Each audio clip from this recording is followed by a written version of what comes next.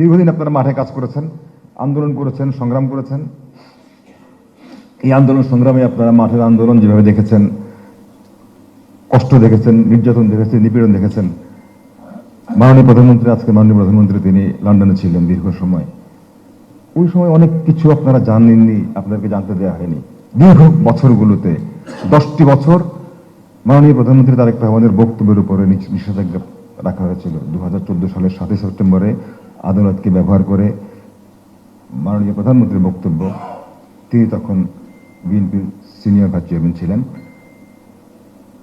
তার বক্তব্যের উপরে নিষেধাজ্ঞা দেওয়ার কারণে বাংলাদেশের গণমাধ্যমে তার বক্তব্য আপনারা জানান না যে আপনারা এখানে যেভাবে কষ্ট করেছেন, আমাদের আজকে যিনি প্রধানমন্ত্রী তিনিও সারাক্ষণ সারাবেলা কষ্ট করেছেন। আমি আজকে সময় নেব না, কারণ কিছুক্ষণ পরে বাজেট অধিবেশন শুরু হয়ে গেছে। আপনারা কথা বলবেন আজকে মাননীয় প্রধানমন্ত্রীর সঙ্গে। আমি শুধুমাত্র এই জন্য একটু কথাটা বলতে চেয়েছি, সেটি হচ্ছে আপনারা এখানে যেমন মাঠে কষ্ট করেছেন, তেমন আমাদের আজকে যিনি চেয়ারম্যান তিনিও কিন্তু কষ্ট করেছেন। এমন কোনো দলের, বিশেষ করে এমন কোনো পর্যায়ের এমন কোনো নেতা নেই যার মেসেজ, যার ফোনে মাননীয় প্রধানমন্ত্রীর আজকের তার মেসেজ আসেনি, বার্তা আসেনি। আমি আপনাকে একটা কথা বলি, এই যে আন্দোলনটা হলো 2024 সালের 5ই আগস্ট, আপনারা দেখেছেন এই আন্দোলনটা সফল একটা আন্দোলন হয়েছিল। শুরু হয়েছিল কোটা সংস্কার আন্দোলন দিয়ে। এই কোটা সংস্কার আন্দোলন শুরু হয়েছিল 2018 সালে, কিন্তু আমরা কিন্তু একটা তথ্য জানতে পারিনি, অনেকে জানেন না, এই জন্য তথ্যটা আমি বারবার বলতে চাই। সেটি হচ্ছে এই কোটা সংস্কার আন্দোলনটার ক্ষেত্রে তাহলে বিএনপির ভূমিকাটা কি? বিএনপি তো আন্দোলনে ছিল, সংগ্রামে ছিল, কিন্তু এই যে বিশেষ বিষয়টা নিয়ে, যে ইস্যুটা নিয়ে আন্দোলনটা একটা সফল পরিণতির দিকে গিয়েছে, সেখানে কি বিএনপির কোনো ভূমিকা ছিল? সেটা আমরা জানি না। সেটা হচ্ছে 2014 সালের 15ই জুলাই লন্ডনে টাওয়ার হ্যামলেটসে, 2014 সালের 15 জুলাই লন্ডনের টাওয়ার হ্যামলেটসে একটা অনুষ্ঠান ছিল। সেখানে বাংলাদেশি ডায়াসপোরা যারা লন্ডনে বসবাস করতেন, সেখানে, হ্যাঁ, টাওয়ার হিলে একটা অনুষ্ঠান ছিল। সেখানে আজকে যিনি মাননীয় প্রধানমন্ত্রী তিনি বিএনপির পক্ষে বলেছিলেন যে যদি বিএনপি রাষ্ট্র পরিচালনার দায়িত্ব পায় তাহলে কি ধরনের বাংলাদেশ উনি করবেন, সেই পরিকল্পনা উপস্থাপন করেছিলেন। সেখানে কিন্তু তিনি নিজে বলেছিলেন যে যদি বিএনপি রাষ্ট্র ক্ষমতা পরিচালনার দায়িত্ব পায় তাহলে বর্তমানে, সেই সময়কার কথা বলছি, যে বর্তমানে 50 থেকে 56% যে কোটা আছে সেটিকে আমরা কমিয়ে 5%-এর নিচে নিয়ে আসবো। এখন কথা হচ্ছে 2014 সালের 15 জুলাই, এরপরে এই আন্দোলনটা হয়েছিল 2018 সালে, তখন সফল হয়নি, 2024 সালে সফল হয়েছিল। তার মানে হচ্ছে তিনি নেতা যে আজকের তরুণ সমাজ, আজকের তারুণ্য, আগামীর বাংলাদেশ যা চিন্তা করে, তারেক রহমান নেতা, তিনি তখন সেটা চিন্তা করেছিলেন। এটি আমি বাস্তব উদাহরণ দিলাম। সো এই কথা আপনাদের কাছে আজকে কানেকশনটা এভাবে দিলাম যে আজকে আপনারা যারা মাঠে কাজ করেছেন 15 বছর, আজকে যিনি প্রধানমন্ত্রী তিনিও দীর্ঘ আন্দোলন সংগ্রাম করেই আজকে আপনারা মুখোমুখি হচ্ছেন। আমরা এই যে আপনাদের অভিজ্ঞতা বিনিময়টা, আমার কাছে মনে হয় এখানে আজকে ফর্মাল বক্তব্য বেশি কিছু নেই। গণমাধ্যম এবং সরকার শত্রু নয়। রাইট, আপনি যেটা বলেছেন সঠিকই বলেছেন।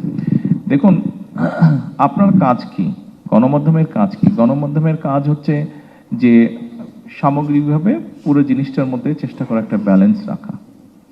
আচ্ছা, দ্বিতীয়ত আমার কাজ কি? আমি যেহেতু একটা পলিটিক্যাল গভর্নমেন্ট, আমি তো আমার দেশের মানুষকে কিছু কমিটমেন্ট দিয়েছি। স্বাভাবিকভাবে সরকার গঠন করলে আমি তো সেটা কমিটমেন্টগুলা বাস্তবায়ন করার চেষ্টা করবো। এটা হলো 1 নম্বর। দ্বিতীয় বিষয় হচ্ছে, যেহেতু আমি পলিটিক্যাল গভর্নমেন্ট, আমি একটা ইলেকশন ফেস করেছি, আমি আবার আরেকটা ইলেকশন ফেস করব। মানে আমি কেন চাইবো খারাপ কিছু করতে? মানে ভুল হতে পারে, সবকিছু যে আমি পারবো তা না, আমি চেষ্টা করব, ভুল হতে পারে, কিন্তু ইচ্ছাকৃতভাবে আমি কেন খারাপ কিছু করতে চাইবো? এটা একটা বিষয়, তাই না? এটা তো নর্মাল একটা লজিক্যাল বিষয়। এখন যেমন গতকালকে ওনারাই বলেছেন, এবং আমি ভদ্রলোকের নামটা উচ্চারণ করব না, উনি লন্ডনে এসেছিলেন, আমার সাথে দেখা হয়েছিল, একজন সাংবাদিক, মোস্টলি উনি বাইরেই থাকেন, বাইরে থেকে উনি কাজ করেন একটা পত্রিকায়। উনি আমাকে যেদিন প্রথম দেখা হলো, ওনার সাথে সেবারে আমার প্রথম দেখা হয়েছে। তো উনিও বলেছেন যে আমিও আপনার অনেক সমালোচনা করেছি, এবং উনি কথা প্রসঙ্গে আমাকে একটা কথা বললেন যে গত 17 বছর তো হয়েছে, তার আগেও সংবাদপত্র বোধহয় জিয়া পরিবারের উপরে সবচেয়ে বেশি অবিচার করেছে।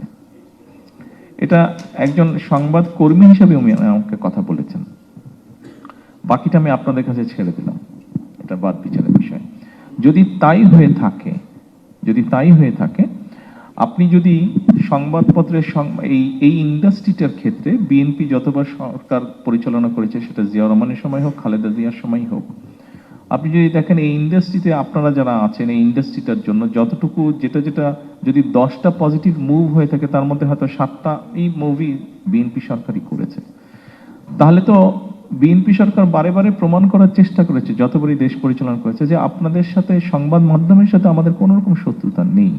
কিন্তু তারপরেও কেন আপনাদের কমিউনিটির একজন কোয়াইট সিনিয়র সাংবাদিক, কেন উনি বললেন যে সংবাদপত্র বিগত 30 বছর জিয়া পরিবারের সাথে সবচেয়ে বেশি অবিচার করেছে, বিশেষ করে 2001 থেকে 2006 পর্যন্ত। উনি আমার কথা বললেন, উনি ম্যাডামের কথাও বললেন যে আপনাদের সাথে অবিচার করা হয়েছে। তো এখন আমরা সামনে যেতে চাই, আমরা একটা বেটার পরিবর্তন করতে চাই, কিন্তু বেটার পরিবর্তন আমি একা পারবো না, আমার সরকার একা পারবে না। আপনিও এই দেশের অংশ, আপনিও এই সমাজের অংশ, আমাদের সকলকে মিলেই হতে পারে। হ্যাঁ, আমার যদি কোনো ভুল হয় আপনি আমাকে বলেন, কিন্তু ভুলটাকে আপনি যদি এমনভাবে উপস্থাপন করেন যে পত্রিকার কাটতি বাড়ানোর জন্য অথবা অন্য কোনো উদ্দেশ্যে, সেটা তো তাহলে উভয়ের জন্যই বোধহয় একটা সময় ক্ষতি বয়ে আনবে। তো আমি জানি না আমি পরিষ্কার আপনাকে আপনার উত্তর দিতে পেরেছি কিনা, বাট পুরো জিনিসটাকে আমি এইভাবে দেখি। আপনাদের সাথে কোনো শত্রুতার কোনো কারণ নেই, তো কেন শত্রুতার কারণ হবে? না, থ্যাংক ইউ। এবং ভবিষ্যৎটা আমরা এভাবেই চাই। আপনি সমালোচনা, গঠনমূলক যদি সমালোচনা, উইল ওয়েলকাম দ্যাট, কোনো সমস্যা নাই তো। আপনি নিজেই বললেন যে আমার কার্টুন এঁকেছে, ওই দিন 2 দিন আগে আরেকটা কার্টুন আমাকে মতিউর রহমান ভাই, প্রথম আলোর, উনি একদিন এসেছিলেন আমার সাথে দেখা হচ্ছিল, উনি বললেন যে আমরা কিন্তু, ওনাদের একটা ম্যাগাজিন বের হয়, তো বললেন যে আমরা কিন্তু নেক্সট আপনার, হ্যাঁ রসালো, তো বললেন যে আমরা কিন্তু আপনার কার্টুন দিচ্ছি। আমরা কোনো অসুবিধা নেই দেন।